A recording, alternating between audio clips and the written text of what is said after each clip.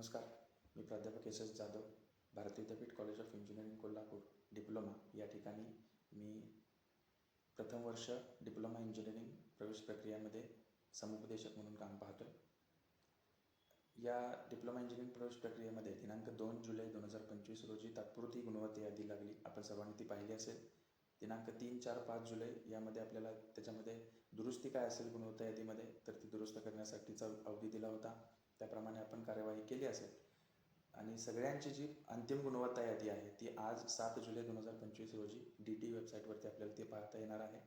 आता या गुणवत्ता यादीमध्ये जी आपले नाव आपल्याला चेक करायचं आहे, ज्या विद्यार्थ्यांचं या गुणवत्ता यादीमध्ये नाव असणार आहे त्याच विद्यार्थ्यांना पुढं कॅप राऊंडला सामोरं जाता येणार आहे. यामध्ये नाव नसेल तर अशा विद्यार्थ्यांना एकतर अगेन्स्ट कॅप किंवा मॅनेजमेंट कोट्यातून ॲडमिशन त्या संस्थेमध्ये आपल्याला संस्था स्तरावरचं ॲडमिशन ज्याला आपण म्हणतो त्यासाठी आपल्याला त्या प्रवेश प्रक्रियेमधून आपल्याला जावं लागेल. तर ज्यांनी रजिस्ट्रेशन केलेलं आहे, गुणवत्ता यादीमध्ये नाव आहे, अशा विद्यार्थ्यांनी दिनांक 8, 9, 10 जुलै 2025 या 3 दिवसांमध्ये आपले विकल्प, ज्याला आपण ऑप्शन फॉर्म असं म्हणतो, तो विकल्प नोंदवायचा आहे. आपण भारतीय विद्यापीठ college of engineering diploma Kolhapur या ठिकाणी आपण यावं असं मी या व्हिडिओच्या माध्यमातून आपल्याला आवाहन करतो. तर हा ऑप्शन फॉर्म आपल्याला कशा पद्धतीनं भरायचा आहे हे मी आपल्याला सांगणार आहे. कारण पाठीमागच्या वर्षी 3 राऊंड होते कॅप राऊंड. चालू वर्षी मात्र DTनं बोर्डानं आपल्याला त्या ठिकाणी या कॅप राऊंडमध्ये बदल केलेला आहे आणि टोटल कॅप राऊंड जे आहे ते 4 असणार आहेत आणि त्याच्यामध्ये आपण विकल्प नोंदवतोय त्यामध्ये सुद्धा काही ठराविक बदल केलेले जे खूप महत्त्वाचे आहेत आणि ते विद्यार्थ्यांना आणि पालकांना समजावेत, ऐनवेळी गैरसमज होऊ नयेत आणि त्याच्यामधून आपल्याला चुकीच्या ठिकाणी, ज्या ठिकाणी नको होतं अशा ब्रँचला म्हणा किंवा नको असणाऱ्या कॉलेजला, लांबच्या डिस्टन्सवरती असणाऱ्या कॉलेजला मिळेल असं होऊ नये म्हणून आपण सुरुवातीपासूनच कॅप राऊंडचे ऑप्शन फॉर्म भरताना काळजी घ्यावी, हा या व्हिडिओ मागचा उद्देश असणार आहे. तर कॅप राऊंडची प्रोसेस कशी चालते आपण बघूया. टोटल जसं मी मगाशी सांगितलं, टोटल आपल्याला यावर्षी 4 कॅप राऊंड्स आहेत.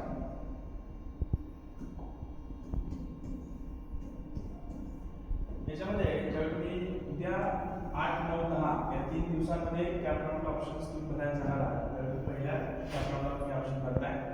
या कॅप राऊंडमध्ये तुम्ही असं इमॅजिन करा, तुम्ही एवढे ऑप्शन्स टाकताय ABCDE F, हे तुमचे ऑप्शन्स आहेत. म्हणजे तुमचं ब्रँच कॉलेजचं नाव असणार आहे. हे टोटल 6 ऑप्शन्स आहेत असं गृहीत धरूया आपण. पहिल्या कॅप राऊंडमध्ये व्हेरी फर्स्ट ऑप्शन म्हणजे पहिला जो ऑप्शन आहे आपला हा कंपल्सरी असणार. म्हणजे तुम्हाला जर हा A ऑप्शन तुम्हाला जर मिळाला, ज्याची अलॉटमेंट लिस्ट आपली लागेल त्याच्यामध्ये A ऑप्शन जर आपल्याला मिळाला तर तो घ्यावाच लागणार आहे. या खालच्यापैकी म्हणजे B, C, D, E, F यामध्ये कुठलाही ऑप्शन तुम्हाला मिळाला तर तो कंपल्सरी नाही. असं काही नाही, समजा तुम्हाला C ऑप्शन मिळाला तर मात्र तुम्ही तो ऑप्शन एकतर तुम्ही त्या कॉलेजवरती जाऊन तुम्ही ऍडमिशन घेऊ शकता किंवा तुमच्याकडे दुसरा ऑप्शन आहे तो म्हणजे बेटरमेंट. आता हे बेटरमेंट काय आहे, तर मला C ऑप्शन मिळालेलं आहे पण तुम्हाला असं वाटतं की मला A किंवा B यापैकी कॉलेज पाहिजे, ते मिळालं असेल तर बरं झालं असतं. म्हणून तुम्ही काय करता की ही C ची शीट जी आहे ती तुम्ही बुक करून ठेवता. 1000 रुपये करून आपण बुक करून ठेवतो ती सीट आणि A आणि B साठी पुढच्या राऊंडला आपण ऑप्शन्स करत असतो अशा पद्धतीने.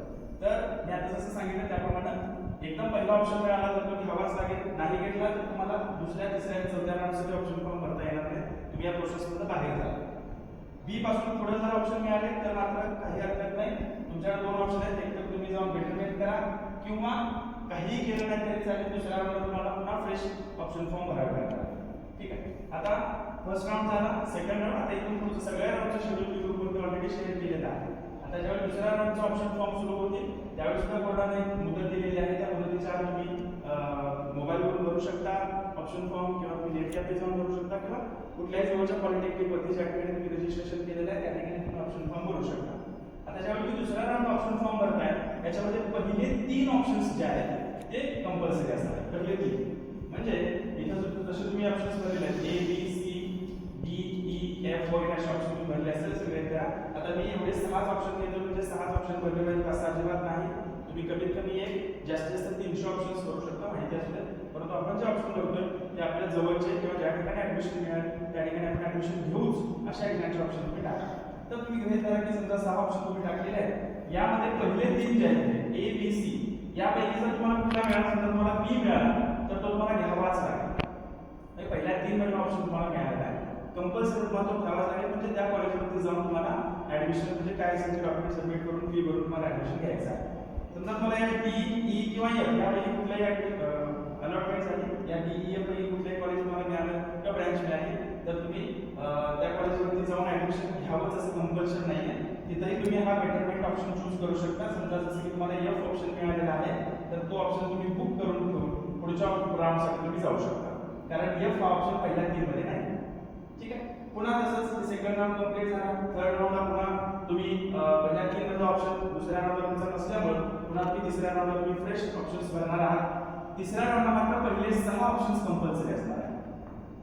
हे मूलभूत 3 बदल या ठिकाणी आपल्या या चालू वर्षाच्या कॅपराऊंडमध्ये केलेले ते पालकांनी आणि विद्यार्थ्यांनी समजून घ्यायचे ज्यांना डिप्लोमाला फर्स्ट इयर ऍडमिशन घ्यायचं. पहिले 6 ऑप्शन्स कंपल्सरी असणार आहेत. म्हणजे जसं की तुम्ही ए बी सी डी आणि एफ असे 6 ऑप्शन तुम्ही भरले असतील आणि या 6 पैकी कुठलाही ऑप्शन तुम्हाला जर मिळाला असेल तर तो तुम्हाला घ्यावाच लागेल. समजा तुम्हाला डी ऑप्शन मिळाला कारण हा पहिल्या 6 मधला ऑप्शन असल्यामुळे तुम्हाला कंपल्सरी घ्यायचा आहे.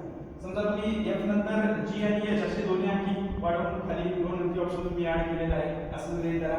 त्यापैकी जर तुम्हाला जी ऑप्शन मिळाला हा जी ऑप्शन पहिल्या 6 मध्ये नसल्यामुळे हा सुद्धा तुमच्यासाठी कंपल्सरी नाही. पण इथं पहिल्या 6 मधला ए टू एफ या पहिल्या 6 मधला ऑप्शन जर तुम्हाला मिळाला तर तो तुम्हाला कंपल्सरी घ्यावा लागणार आहे. पुन्हा चौथ्या राऊंडला तुम्हाला जाता येणार नाही. हा बेटरमेंट ऑप्शन इथेही तुमच्यासाठी लागू होणार. आता तुम्ही समजा पहिल्या 6 मधला मिळाला नाही किंवा कुठंच मिळालं नाही ऍडमिशन त्या सगळ्या विद्यार्थ्यांना चौथ्या राऊंडला त्या ठिकाणी जाण्यास ते विद्यार्थी पाहतात. तर चौथ्या राऊंडला जर तुम्ही बघितलं तर सगळेच ऑप्शन्स कंपल्सरी आहेत.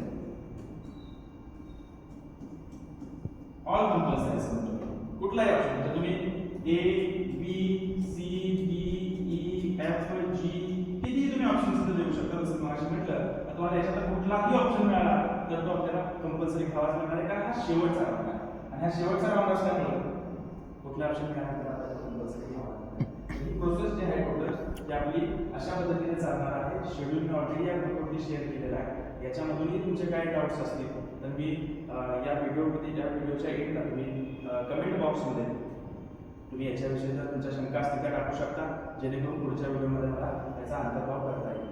मग सगळ्यांनी या व्हिडिओच्या माध्यमातून आणखी एकदा आवाहन करतो की याच्यामध्ये काही डाऊट्स असतील तर उद्या दिनांक 8 जुलै किंवा परवा 9 आणि 10 या दिवसामध्ये सुद्धा तुम्ही येऊ शकता आणि तुमचा ऑप्शन फॉर्म भरण्यासाठी आमच्या भारतीय विद्यापीठ college of engineering Kolhapur diploma जे चित्रनगरीजवळ कॉलेज आहे या ठिकाणी येऊन आपण आपला ऑप्शन फॉर्म या ठिकाणी घेऊन सबमिट करू शकता. आणखी तुमचं जे काही काउन्सिलिंग आहे ते त्यावेळी आपण करू. तोपर्यंत धन्यवाद. थँक्यू.